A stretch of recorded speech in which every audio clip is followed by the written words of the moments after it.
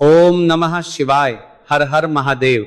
दोस्तों, जैसा कि आप सभी जानते हैं कि 27 जनवरी 2026 यानी मंगलवार के दिन माघ महीने की शुक्ल पक्ष नवमी तिथि पड़ रही है और इसी दिन किया गया 11 गेहूं के दाने वाला उपाय कभी भी विफल नहीं जाता है।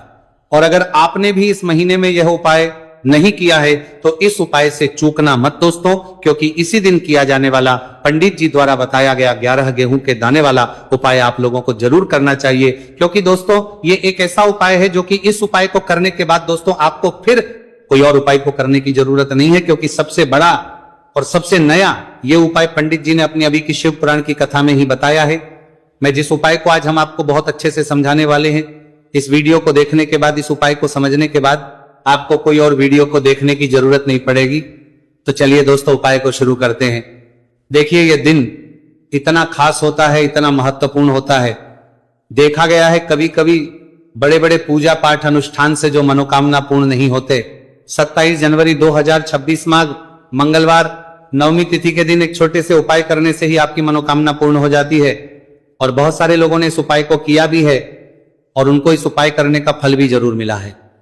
अगर आप लोग भी इस उपाय को माघ मंगलवार नवमी तिथि के दिन करना चाहते हैं तो आप इस उपाय को पहले अच्छे से समझ लेना, सुन लेना, उसके बाद करना। आपको इस उपाय का फल जरूर मिलेगा। और इस उपाय को कर लेने से आपके घर में चाहे किसी भी प्रकार की दुहक और समस्या क्यों ना चल रही हो, चाहे आपको उसका कारण भी नहीं पता है कि भाई ये समस्या किस कारण से चल रही है, उसका कुछ भी कारण हो सकता है। जैसे पितृदोष हो सकता है या किसी भी तरह का मंगल दोष भी हो सकता है, और भी बहुत तरह के दोष होते हैं, कुछ भी हो सकता है। पर आपको इस उपाय को करने के लिए आपको अपने दोष को पता लगाने की भी जरूरत नहीं है। बस माघ मंगलवार नवमी तिथि के दिन आपको इस 11 गेहूं के दाने वाले उपाय को आप लोगों को कर लेना है। ये एक ऐसा उपाय है जिस उपाय को अगर किसी विशेष दिन पर किया जाए तो भाई उस विशेष दिन का जो है वो तो मिलता ही मिलता है, पर हमने उस दिन पर इस गेहूं वाले उपाय को किया है तो हमें उससे भी बड़ा फल मिलता है। और फल बहुत जल्दी मिलता है क्योंकि आप इस उपाय को बहुत ही बड़े और विशेष दिन पर कर रहे हो। क्योंकि दोस्तों 27 जनवरी 2026 यानी कि मंगलवार के दिन नवमी तिथि का बहुत ही ज्यादा बड़ा महत्व होता है। इसीलिए दोस्तों आज की इस वीडियो में हम आप लोगों को 11 गेहूं के दाने वाला उपाय समझाएंगे, जिस उपाय करने से अगर आपकी किसी भी प्रकार की मनोकामना है, किसी भी प्रकार की परेशानी है, सबसे ज्यादा समस्याएं आपके जीवन में ही है। अगर आपको धन प्राप्ति नहीं हो पा रहा है, रुपए पैसे की आपके घर में लगातार दिक्कत परेशानियां चलती चली आ रही है, आपका व्यापार, आपकी नौकरी अगर अच्छे से नहीं चल रहे, जिसकी वजह से घर में लगातार आर्थिक समस्याएं बनी रहती है, घर का कोई ना कोई सदस्य अगर बीमार रहता है, आपस में दूसरे से लड़ाई झगड़ा होता रहता है, किसी की अगर बनती नहीं है तो पूज्य है। गुरुजी ने कहा है कि जब आपके जीवन में ऐसी परिस्थितियां आ जाए कि आप एक एक रुपए खर्च करने से पहले कई कई बार सोचने लगे हो, आपको धन प्राप्ति अगर नहीं हो पा रहा हो, तो आपको सिर्फ और सिर्फ 11 गेहूं के दाने से एक ऐसा विशेष उपाय करना है जो आपकी इन सारी समस्याओं को सिर्फ 7 दिन के अंदर ही समाप्त कर देगा। तो जानते हैं इन विशेष उपायों के बारे में, लेकिन उससे पहले जो भी मेरे भाई मेरी प्यारी बहनें आज चैनल पर पहली बार आए हैं या मेरी आवाज आज पहली बार सुन रहे हैं, अगर आप भी महादेव के सच्चे भक्त हैं तो वीडियो को लाइक और चैनल को सब्सक्राइब जरूर कर ले और कमेंट बॉक्स में लिखें हर हर महादेव। देखो गुरुजी ने कहा है कि अगर मंगलवार के दिन नवमी तिथि पड़ जाए तो इस दिन आपको 11 गेहूं के दाने वाला उपाय तो अवश्य ही करना चाहिए। देखो ये उपाय, यदि आपके जीवन में कर्जा बहुत अधिक है, आपके जीवन में संकट बहुत अधिक रहते हैं, आपके ऊपर बहुत अधिक विपदा आ रही है, बार बार आपको अपने व्यापार में और अपने धन में हानि देखने को मिल रही है, यानी कि आपको प्रत्येक कार्य में हानि हो रही है, तो आपको यह उपाय करना चाहिए। देखिए इस उपाय के लिए आपको 11 गेहूं के दाने आपको लेने हैं, ठीक है। दाने लेने के बाद में आपको जरूरत होगी चावल के दानों की। 11 चावल के दाने और 11 गेहूं के दाने, और चावल के दाने खंडित नहीं होने चाहिए। अब आप कहोगे पंडित जी गेहूं कहां से लेने हैं? देखो आपको किसी भी किराना स्टोर पे गेहूं के दाने मिल जाएंगे, जाके ले लेना, ठीक है ना। 11 गेहूं 11 चावल के दाने लेने हैं। साथ ही साथ आपको एक तांबे का लोटा लेना है और उस तांबे के लोटे में आपको जल भरना है। जल आपका खुद के घर का होना चाहिए, मंदिर का नहीं होगा।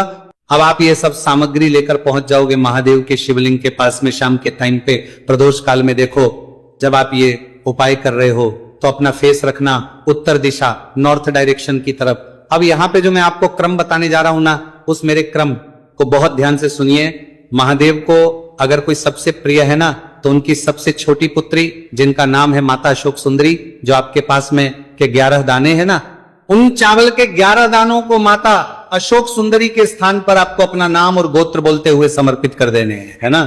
चावल के दानों को रखने के बाद में जो आपके पास में तांबे का लोटा है ना, उस तांबे के लोटे को कहीं पे भी हम जल नहीं चढ़ाएंगे, सिर्फ और सिर्फ माता पार्वती का जो हस्तकमल आपको दिख रहा है यहीं पे गोल गोल आपको समर्पित करना है उसी जल को, और कहीं नहीं, ना माता अशोक सुंदरी के स्थान पर ना तो शिवलिंग के ऊपर, सिर्फ आपको यहां पे गोल गोल जलाधारी पर आपको उस जल को समर्पित करना है। अब आपके पास में बचे हुए हैं 11 गेहूं के दाने और बचे हैं, उन्हीं 11 गेहूं के दाने को आपको अपनी मनोकामना अपने विश्व कहते हुए महादेव के शिवलिंग के ऊपर अगर आप नवमी तिथि के दिन प्रदोष काल में समर्पित कर देते हैं तो आपकी जो भी मनोकामनाएं होंगी, जो विश्व होंगी, महादेव पूरी जरूर करते हैं। अन्न को समर्पण करने से, उस खासकर गेहूं को समर्पण करने से हमारी इच्छाएं पूरी होती हैं, और अगर वो दिन मंगलवार का दिन हो तब तो इससे सुंदर संयोग कुछ भी नहीं हो सकता। आपकी इच्छाओं को पूरा करने के लिए बहुत स्पेशल, बहुत प्यारा सा उपाय आप सभी को जरूर करना है। वहां आपके स्थान में ध्यान में रखिएगा, यह उपाय प्रदोष काल में करना है। देखो गुरुजी ने कहा है भगवान शिव के शिवलिंग पर 33 देवी देवताओं का वास होता है। अगर हम शिवलिंग के सामने कुछ भी उपाय करते हैं तो हमारे सभी देवी देवता हमसे खुश हो जाते हैं। यह उपाय आपको अवश्य करना है। देखो सुबह के टाइम नहीं कर सकते, ठीक है। अब बात करते हैं अगले उपाय की। देखिए इस वीडियो में जितने भी उपाय हम आपको बताएंगे सभी उपाय सरल है। देखो गुरुजी ने कहा है कि मंगलवार के दिन आपको चौमुख दीपक वाला उपाय तो अवश्य ही करना चाहिए। वीडियो के अंतिम में आपको उपाय बताया है जो आपको करना है। देखो आगे बढ़ने से पहले वीडियो को एक लाइक जरूर करें।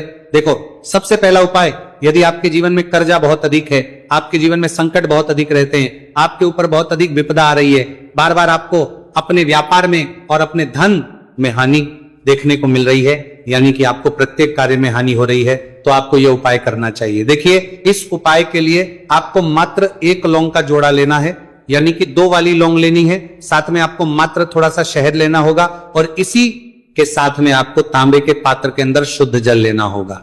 अब देखिए इन सभी सामग्रियों को लेकर के आपको भगवान शिव के मंदिर में पहुंच जाना है।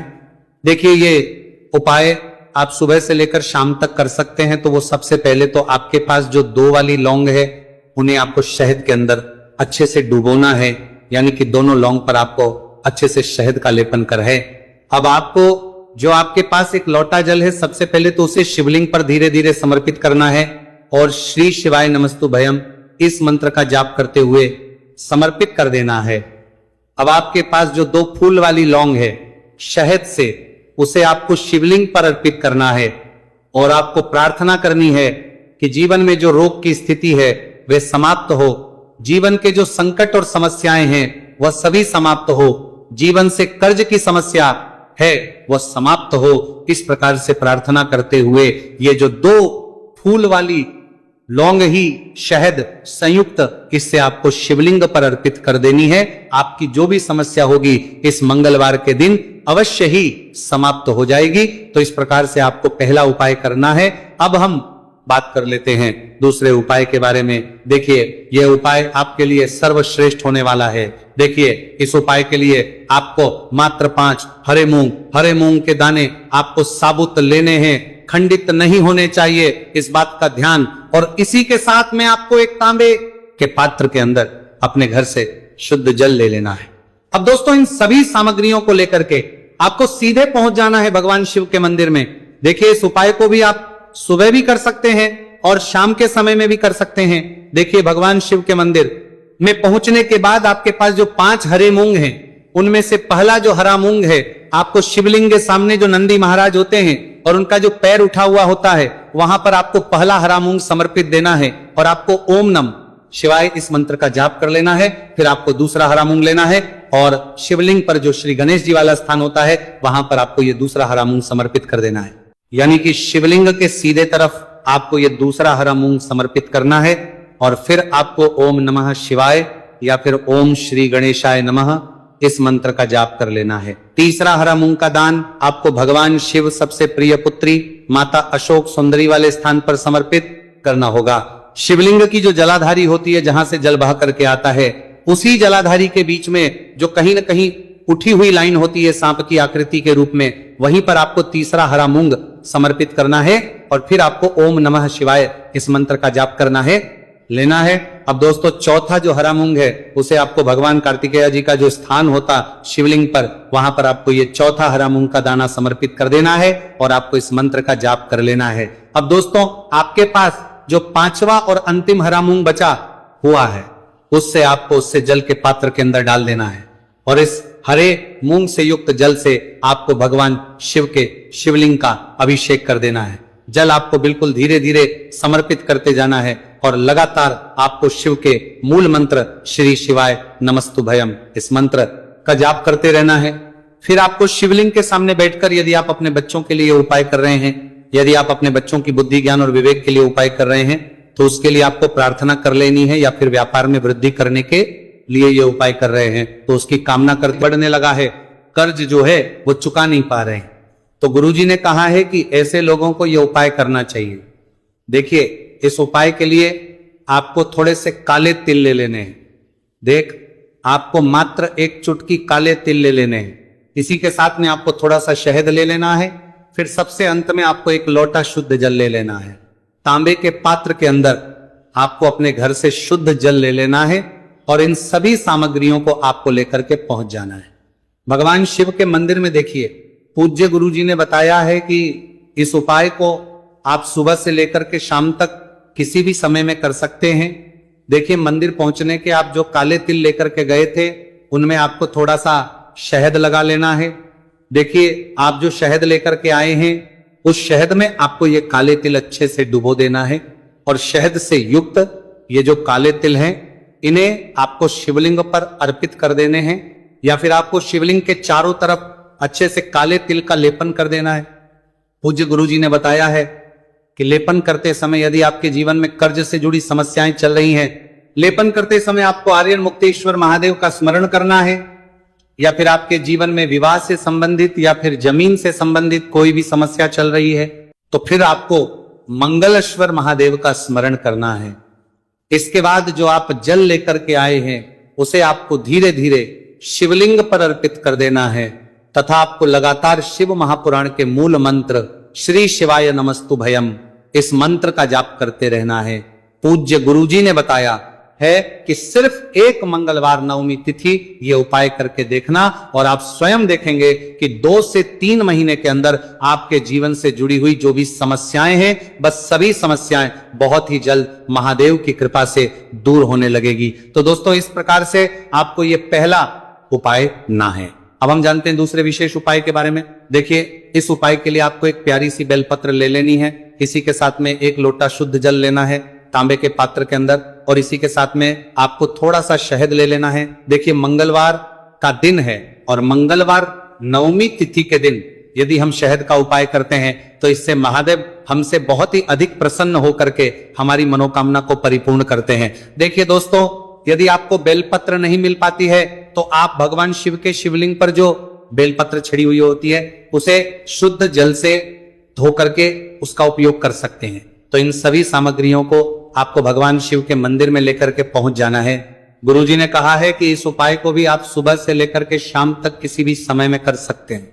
देखिए मंदिर पहुंचने के बाद आपके पास जो एक बेलपत्र है और बेलपत्र की जो सबसे बड़ी वाली पत्ती होती है और उसकी जो चिकनी साइड होती है उस पर आपको अच्छे से शहद का लेपन कर देना है। यानी कि बेलपत्र की बड़ी वाली पत्ती पर, पूरी ही पत्ती पर अच्छे से शहद लगा देना है। अब देखिए ये जो बेलपत्र है इसे आपको अपने सीधे हाथ की हथेली पर रखना है और आपके जो भी कार्य अटक रहे हैं, देखिए बहुत से लोग ऐसे होते हैं जो अपने नौकरी को प्राप्त करने के लिए सालों से तैयारी करते हैं लेकिन उनको नौकरी नहीं प्राप्त हो पाती है। बहुत से ऐसे लोग होते हैं जो बहुत ही मेहनत करते हैं, धन भक्ति के लिए बहुत अधिक प्रयास करते हैं लेकिन फिर भी उनको धन प्राप्त नहीं हो पाता है।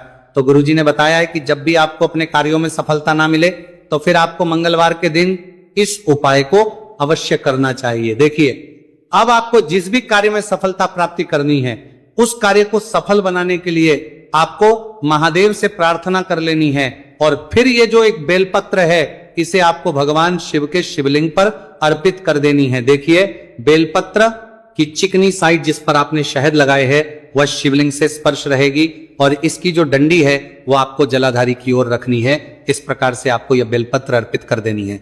अब देखिए आप जो एक लोटा जल लेकर के आए हैं उसे आपको भगवान शिव के शिवलिंग पर धीरे धीरे अर्पित कर देना है। श्री शिवाय नमस्तुभयम इस मंत्र का जाप करते हुए देखिए, जैसे ही ये जल शिवलिंग से होकर के जलाधारी की ओर बह करके आएगा तो इसे आपको थोड़ा सा अपने सीधे हाथ की हथेली में झेल लेना है। इस जल को आपको अपनी दोनों आंखों पर लगा लेना है और इस जल का थोड़ा सा छिड़काव आपको अपने शरीर पर कर लेना है। पूज्य गुरुजी ने बताया है कि जब भी हम मंगलवार के दिन शहद वाली बेलपत्र शिवलिंग पर अर्पित करते हैं तो इससे हमें महादेव हर कार्य में सफलता प्राप्त करवाते हैं। यदि हमें अपनी मेहनत करने के बावजूद भी पर्याप्त मात्रा में सफलता नहीं मिल पा रही है तो गुरुजी ने कहा है कि आपको मंगलवार नवमी तिथि के दिन यह चमत्कारिक उपाय अवश्य ही कर लेना है।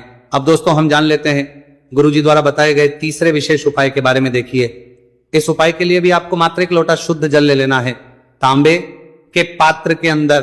फिर इसी के साथ में आपको एक प्यारी सी बेलपत्र ले लेनी है। बेलपत्र आपको ध्यान रखना है कि कैसे भी कटी हुई खंडित नहीं होनी चाहिए। अब देखिए, मात्र 2 सामग्री लेकर के आपको भगवान शिव के मंदिर में पहुंच जाना है। पूज्य गुरुजी ने बताया 2 सामग्री है कि ये उपाय विशेषकर उन लोगों को करना है जिनकी कोई भी विशेष मनोकामनाएं जो कई दिनों से परिपूर्ण नहीं हो पा रही है, चाहे वे विवाह से संबंधित हो, नौकरी से संबंधित हो, व्यापार से संबंधित हो, चाहे किसी भी प्रकार की मनोकामना है जो परिपूर्ण नहीं हो पा रही है, तो उसके लिए आपको यह उपाय करना है। देखिए, इस उपाय को भी आप सुबह से की शाम तक किसी भी समय में कर सकते हैं। देखिए, मंदिर पहुंचने के बाद सबसे पहले तो आप बेलपत्र लेकर के आए हैं, उसे आपको अपने सीधे हाथ की हथेली पर रखना है और आपको महादेव से प्रार्थना करनी है कि हे मेरे महादेव, मेरी ये जो मनोकामनाएं बहुत दिनों से अधूरी है, मैंने कई प्रकार के उपाय कर लिए हैं, कई प्रकार के व्रत कर लिए हैं, लेकिन अभी तक मेरी मनोकामना परिपूर्ण नहीं हो पाई है। तो उस मनोकामना को परिपूर्ण करने के लिए प्रार्थना करनी है और ये एक बेलपत्र आपको शिवलिंग पर अर्पित कर देनी है। देखिए, बेलपत्र की जो चिकनी साइड है वो शिवलिंग से स्पर्श रहेगी और इसकी जो है वो आपको जलाधारी की ओर रखनी है। इस प्रकार से आपको ये बेलपत्र अर्पित कर देनी है। इसी प्रकार से आपको यह बेलपत्र अर्पित करनी है।